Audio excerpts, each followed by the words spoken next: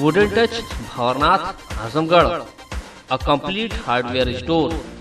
हमारे यहाँ branded plywood, flush door, designer door, PVC door, formica, fancy hardware, kitchen की chimney एवं modular kitchen की एक्सक्लूसिव रेंज उपलब्ध। अपने आशियाने में लगाइए चार चांद, पहुंचिए वुडन टच भंवरनाथ आजमगढ़। नमस्कार, एबीसी चैनल में आपका स्वागत है। मैं हूं सचिन श्रीवास्तव और आप मेरे साथ देखेंगे आजमगढ़ से जुड़ी खबरें।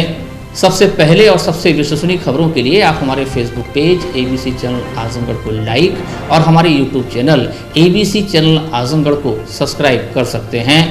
जिले की खबरों को आप हमारी वेबसाइट abcखबर.in पर भी प्राप्त कर सकते हैं। तो आइए नजर डाल लेते हैं आज की खास खबरों पर। प्रदेश में जारी मिनी लॉकडाउन के बीच रविवार 9 अगस्त को सत्र 2020-22 के लिए बीएड की संयुक्त प्रवेश परीक्षा का आयोजन होने जा रहा है। 2 सत्रों में आयोजित होने वाली इस परीक्षा को लेकर जनपद में कुल 64 परीक्षा केंद्र बनाए गए हैं। शुक्रवार को नेहरू हॉल में आयोजित इस बैठक के माध्यम से उच्चाधिकारियों ने केंद्र व्यवस्थापकों को तमाम दिशा निर्देश दिए। जिलाधिकारी राजेश कुमार ने केंद्र व्यवस्थापकों को निर्देशित किया कि सोशल डिस्टेंसिंग के अनुपालन को लेकर एक कक्ष में 25 प्रवेशार्थियों से अधिक की संख्या नहीं रखी जाएगी। केंद्र पर प्रवेश से पूर्व सभी परीक्षार्थियों की थर्मल स्कैनिंग और सैनिटाइजेशन अनिवार्य किया जाएगा। परीक्षा के दौरान सभी को मास्क लगाए रखे रहना होगा। नकलविहीन परीक्षा के लिए प्रत्येक कक्ष के कैमरों को लगातार सक्रिय रखा जाएगा। परीक्षा केंद्रों की मॉनिटरिंग डीआईओएस कार्यालय में बने कंट्रोल रूमों के जरिए की जाएगी। उन्होंने बताया कि जनपद में जोखहरा क्षेत्र स्थित परीक्षा केंद्र के बाढ़ग्रस्त होने के चलते महंत रमन दास राजकीय इंटर कॉलेज जोखहरा का परीक्षा केंद्र निरस्त कर दिया गया है। उसकी जगह जय किसान इंटर कॉलेज लाटघाट को परीक्षा केंद्र बनाया गया है। बीएड 2020-22 की परीक्षा होने जा रही है, जिसके लिए पूरी व्यवस्था रविवार को होगी। 9 तारीख को ये परीक्षा होगी। पूरी व्यवस्था कर ली गई है। 64 सेंटर इसमें जनपद में चयनित किए गए हैं और सभी सेंटर पे व्यवस्था कर ली गई है। एक सेंटर जो बना था उसमें बाढ़ स्थिति की वजह से उसको चेंज कर दिया गया है। लाटघाट में उसको कर दिया गया है। तो वहाँ भी उसी तरह प्रवेश पत्र जो है उसमें अपडेट की उसमें किया जा रहा है। सारी व्यवस्थाएं पूर्ण हो गई हैं। हर सेंटर पे कैमरेज जो जैसे बोर्ड परीक्षा में होते थे कैमरेज एक्टिवेट कर दिए गए हैं, जिससे कि कोई नकल की कोई गुंजाइश ना रहे। कंट्रोल रूम भी बनाया गया है डीआईएस ऑफिस में, जो कि चलता रहेगा।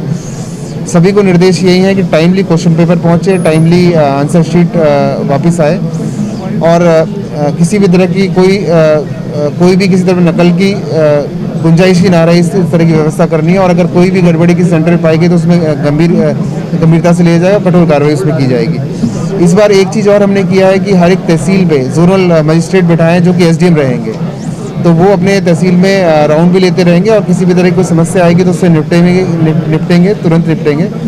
और एक चीज़ और हमने की है, इस बार हर कक्ष में 25 स्टूडेंट ही अलाउ किए हैं कोविड-19 को देखते हुए, जिससे कि सोशल डिस्टेंसिंग मेंटेन की जा सके। और हर सेंटर पे सैनिटाइजर और थर्मोमीटर वगैरह की व्यवस्था की गई है, जिससे सबका स्कैनिंग हो सके। जिलाधिकारी राजेश कुमार ने बताया कि परीक्षा के दृष्टिगत वाहनों के आवागमन को परीक्षा के निमित्त मुक्त किया गया है। 9 अगस्त रविवार को सार्वजनिक वाहन, निजी वाहन, टेम्पो, रिक्शा को आवागमन की अनुमति प्रदान की गई है ताकि परीक्षार्थियों को कोई असुविधा न झेलनी पड़े। संडे को सार्वजनिक जो वाहन है सभी को अलाउ किया गया है। परीक्षा के मद्देनजर टेम्पो, रिक्शा वगैरह भी अलाउ किए गए हैं।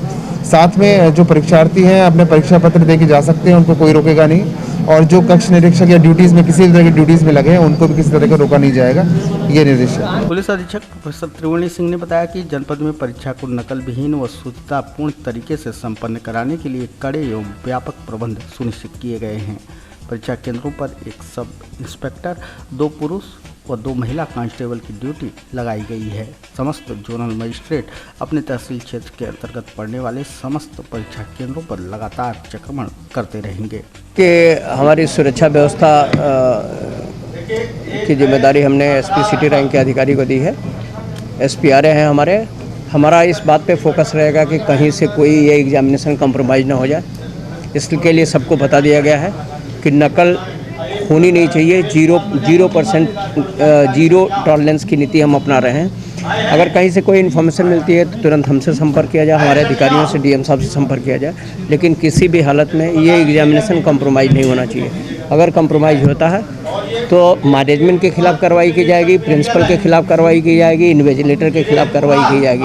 यानी कि सिर्फ लड़के जो एग्जामिनेशन और जो बाहर के लोग चीटिंग करा रहे हैं उनके खिलाफ ही नहीं, पूरे कॉलेज प्रबंधन के खिलाफ भी कार्रवाई की जाएगी। यह स्पष्ट रूप से बता दिया गया है। इसलिए अगर इस तरह की कोई गतिविधि होती है सेंटर पे तो तत्काल हम लोगों को बताया जाए। सेंटर फोर्स की व्यवस्था की गई? हाँ, हर सेंटर पे हमारे सब इंस्पेक्टर और उनके साथ कांस्टेबल लगाए गए हैं। सेक्टर और जो जोनल स्कीम है वो लगा दी गई है। उसमें एसपी सिटी और सीओ रैंक के अधिकारी लगातार भ्रमणशील रह करके एग्जामिनेशन को कराएंगे।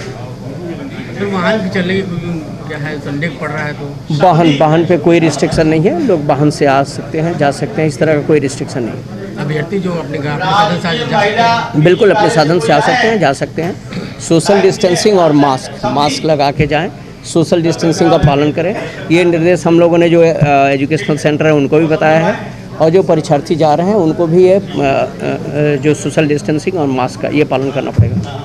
घाघरा नदी में बाढ़ के दबाव के चलते टेकनपुर बांध 3 अगस्त की भोर में करीब 3 बजे टूट गया था। सूचना मिलने पर कमिश्नर, डीएम और एसपी मौके पर पहुंचे थे। दूसरे दिन जिले के प्रभारी मंत्री सुरेश राणा ने भी मौका मुआयना करके रिंग बांध जल्द से जल्द दुरुस्त करने का दावा किया था, लेकिन आज 5 दिन बीत जाने के बाद भी बांध का काम पूरा नहीं हो सका है। प्रशासनिक दावे के विपरीत राहत सामग्री और मिट्टी के तेल का वितरण भी कम हो रहा है। ग्रामीणों की माने तो इलाके में स्वास्थ्य विभाग की टीम दूर दूर तक नजर नहीं आती। किसी के बीमार पड़ने पर गांव से प्राइवेट हॉस्पिटल में इलाज को ग्रामीण मजबूर हैं। कुछ नहीं हो रहा है, केवल वादे पे वादे हो रहे हैं, न कोई व्यवस्था अभी तक है। ये तो डीएम साहब ने कहा था दूसरे दिन। डीएम साहब कहे थे, डीएम साहब कहाँ कहेंगे और देंगे, कुछ नहीं हुआ अभी तक। नहीं, मंत्री जी भी आए थे, उन्होंने कहा था दूसरे में यानी 4 तारीख तक बंदा बन जाएगा। तो बन जाएगा, लेकिन बधा तो नहीं ना, केवल वादे में बन जाएगा, लेकिन बधा नहीं। आप सामने देख लीजिए, बधा नहीं अभी तक। 5 दिन हो गए आज, अब कुछ व्यवस्था नहीं, कुछ बांध नहीं बंधा अभी तक, तो कैसे मान लें कि हो जाएगा, बन जाएगा बांध। पानी स्थिर हुआ कि नहीं? अभी पानी उतना ही है, स्थिर नहीं है। पानी उतना ही चल रहा है, गेज से पता चल जाएगा कितना है पानी। नहीं तो राहत सामग्री गाँव में मिल रही है? राहत सामग्री कुछ नहीं भी मिला। नहीं, प्रशासन तो कह रहा है कि हम मिट्टी का तेल से लेकर खाद्य सामग्री। वो मिट्टी का तेल 5 लीटर आया है। हम लोग के कोटेदार शिवानंद गुप्ता जो है कि केवल 3 लीटर तेल दे रहे हैं मात्र। क्यों?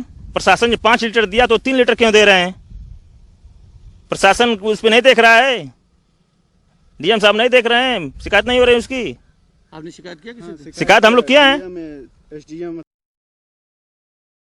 3 लीटर तेल मिल रहा है, क्या व्यवस्था है? डीएम साहब कहते हैं कि तेल हम लोगों को नहीं मिल रहा है, हम लोग अंधेरे में हैं, सांप निकल रहे हैं, किसी तरह से जीवन यापन कर रहे हैं।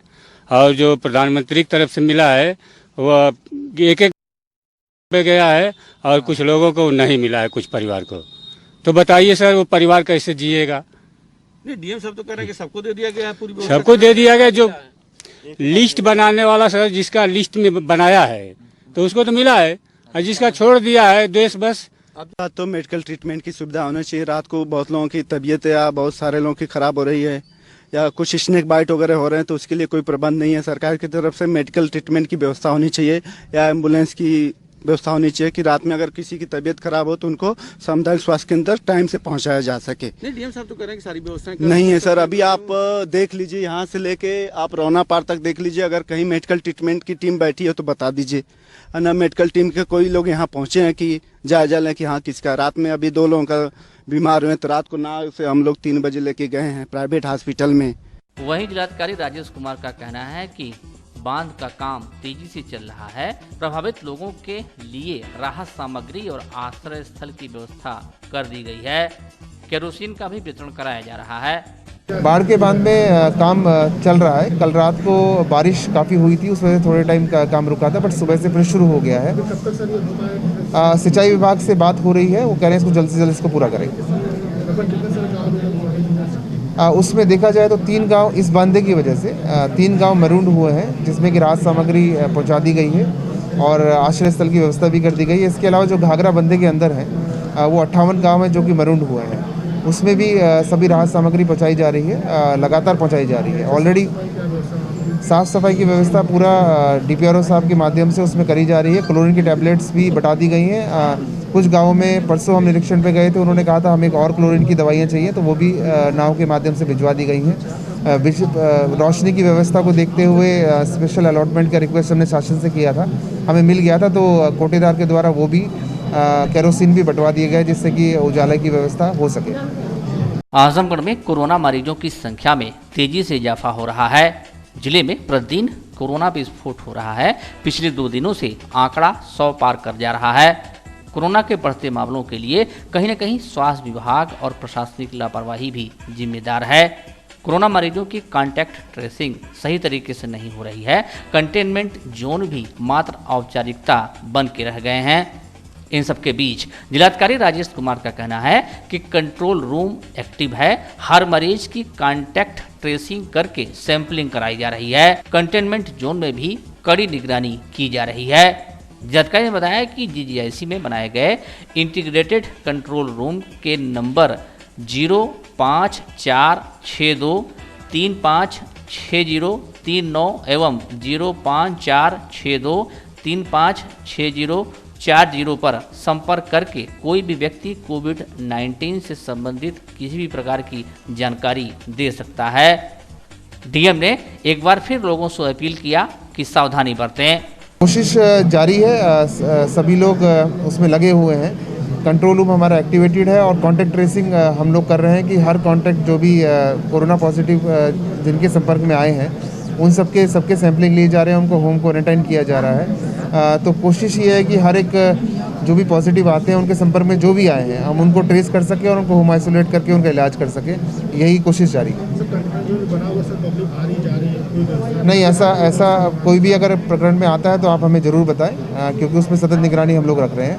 एक इसमें मेरा सभी से अनुरोध आपके माध्यम से यही है कि ख़ास तौर से जो व्यक्ति किसी न किसी कोमॉर्बिडिटी के शिकार हैं, जैसे उनको कोई गंभीर बीमारी है, जैसे डायबिटिक पेशेंट हैं, उनको हाइपरटेंशन की बीमारी है या कैंसर या कोई भी और गंभीर बीमारी, उनको हार्ट की बीमारी है, चेस्ट की बीमारी है, तो वो घर से बाहर ना निकले, अनावश्यक ना निकलें, कम से कम निकलें।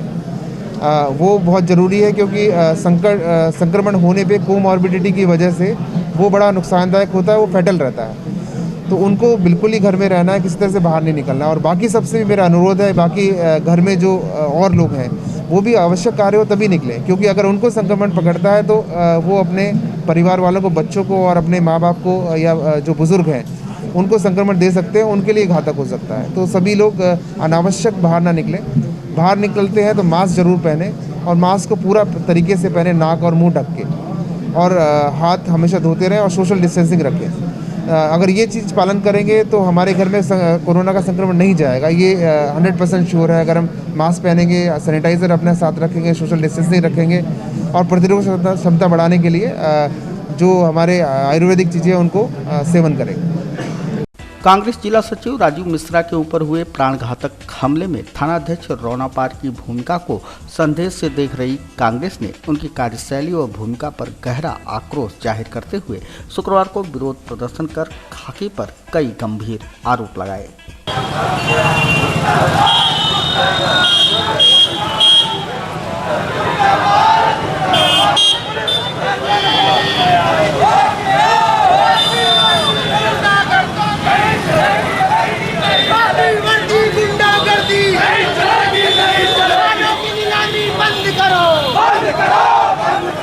कांग्रेस के निर्भीक व आक्रामक प्रदर्शन के दौरान कांग्रेस जिला अध्यक्ष SP ऑफिस पर धरने पर बैठ खाकी के खिलाफ जमकर नारेबाजी करते रहे।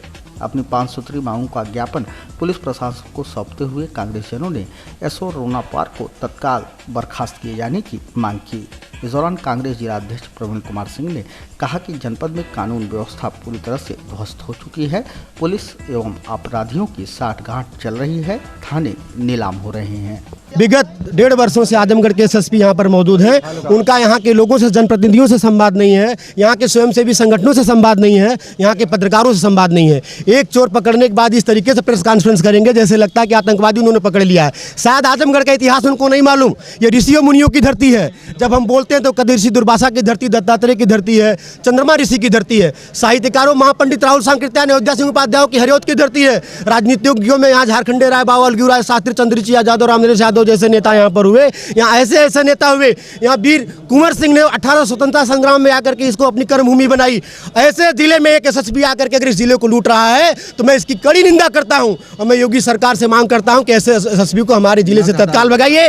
हमारे यहाँ थाने नीलाम किए जाते हैं। ये सो खुलेआम कहता है कि मैं महीना कहां से पहुंचाऊंगा। शांति व्यवस्था भंग के नाम पर, रेवेन्यू मैटर के नाम पर लंबा खेल हो रहा है। ये सो लूट रहा है इस जिले को। यह लूट कांग्रेस पार्टी का एक कार्यकर्ता नहीं चलने देगा।